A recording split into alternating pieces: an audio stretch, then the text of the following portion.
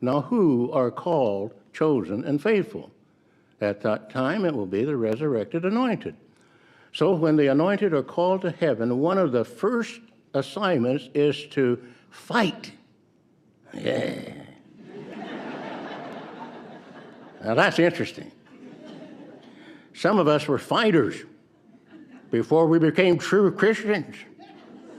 Some even served in various branches of the military. Didn't they, Brother Morris?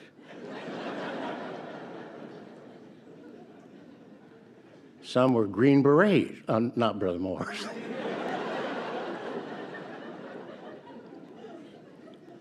But then we became Christians. We learned the way of peace and we let go of such warfare. Figuratively speaking, we pulled the pin on our last hand grenade and tossed it into the air, killing no one or nothing.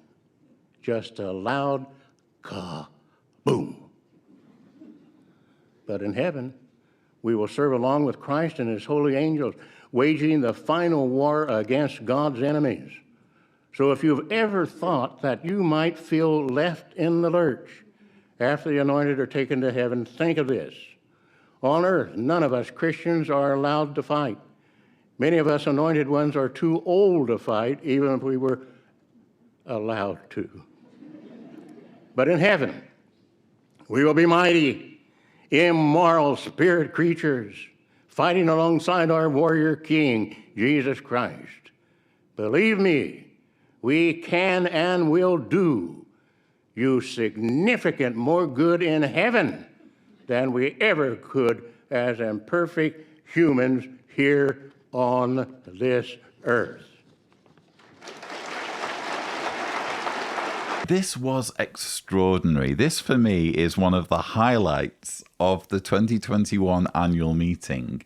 We've seen in the past Anthony Morris lusting over the thought of killing people at Armageddon, given this teaching that's been in the publication since 2013, that the anointed will go to heaven before Armageddon so that they can participate in the fighting.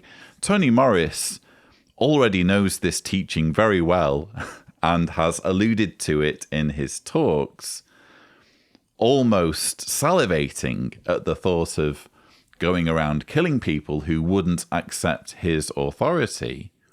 People like yours truly. And now we have Sam Hurd getting in on the action. So when the anointed are called to heaven, one of the first assignments is to fight. Yeah. That was the weirdest noise I think I've ever heard come out of Samuel Hurd. This sort of pervy growl, which again is him lusting at the thought of inflicting death. That's what we've just heard. How do you take this seriously? This is what you have to believe as a Jehovah's Witness. That Samuel Hurd is soon to become Super Sam. And he's going to be riding around heaven on a heavenly horse, wielding a heavenly sword. Or is it a heavenly bow and arrow? I can't keep up with all of the heavenly weapons that get brandished. As long as it's not a heavenly gun. They don't use guns, do they? It has to be like an ancient weapon, but heavenly. Sam Hurd is plainly drooling at the thought of bloodshed. Good for you, I guess. I personally would not be if I were in his shoes, even if I sincerely believed all this. I don't think I would be relishing the thought of killing people, whether they're God's enemies or not. Bear in mind, we're talking about everyone who's not one of Jehovah's Witnesses. That's who they mean when they say God's enemies. So Sam Hurd is relishing the thought, along with Tony Morris. I always laugh at the thought of Tony Morris on a heavenly horse in his toga. brandishing a sword in one hand and a bottle of Macallan's in the other. But just to be serious for a moment, Sam Hurd is relishing the thought of riding in the heavens on his heavenly horse at Armageddon, inflicting death on men, women, and children for the crime of not recognizing his authority when he was on this earth, when he was a flesh and blood governing body member. He's riding around killing people for not following him. That's what he's lusting over here. But in heaven, we will serve along with Christ and his holy angels, waging the final war against God's enemies. We will be mighty, immoral spirit creatures, fighting alongside our warrior king, Jesus Christ. I think it's quite poetic that when he says mighty, immortal spirit creatures, he says immortal in such a way that it sounds a bit like immoral. We will be mighty, immoral spirit creatures. He's almost certainly trying to say immortal, but to my ear, it sounds like he's saying immoral. Well, if he is saying immoral, on this we can agree. What he is salivating over, this global genocide, where billions of men, women, and children and babies are getting hacked down for not being baptized Jehovah's Witnesses. How do you call that anything other than immoral? Well, I'm not done, but I should be. As for the other sheep, what will you need to do during that climatic time? Simply this: hide. That's right. At Isaiah 26:20, he wrote, "Enter your inner rooms and shut your doors behind you. Hide yourself for a brief moment until the wrath has passed by." It will be hide and seek. You will hide and they will seek to find you, but they will not. Do you have anything to worry about? You have nothing to worry about. Nothing at all. Because Jehovah will never abandon you. There is no justifiable reason to worry about the future. Just be there, brothers and sisters, to enjoy it. Remember, Jehovah loves you and he will never abandon you. Please believe it. You will not be disappointed.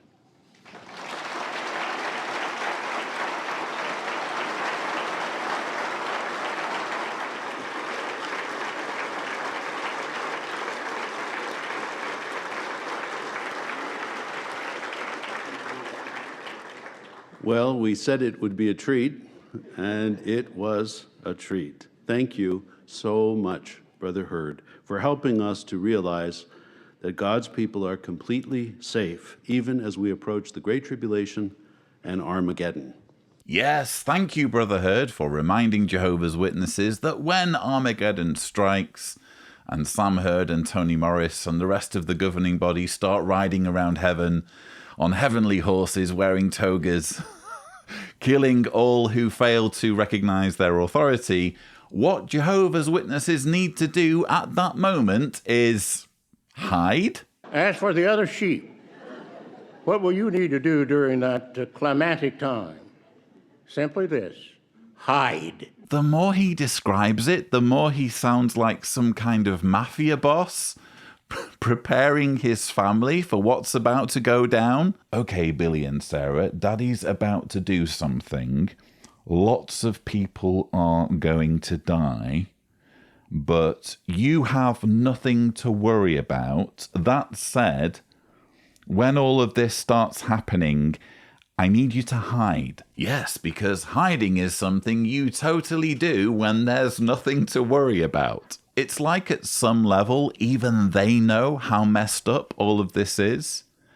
Samuel Hurd must have given this a bit of thought. He must realize what he's saying here. Why would you need to repeatedly tell your audience there's nothing to worry about if there truly is nothing to worry about. He knows on some level, surely, how messed up this whole grim vision of the future is. As much as he clearly relishes the thought of going around doing all that killing, he's trying to make the whole thing sound more palatable. He's trying to be reassuring. But all he's really done is spell out how doomsday and macabre this organization is. We're talking about a doomsday cult that relishes the annihilation of all non-believers and whose leaders are licking their lips at being personally involved in the slaughter.